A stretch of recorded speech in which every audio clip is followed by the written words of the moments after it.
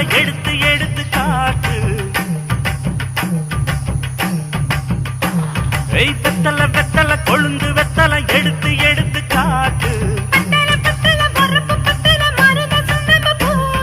நடைய சுருக்கி போட்டு அடியடைய குலுக்கி ஆட்டு. எந்த படையும் தாண்டி என்ன செய்யாது.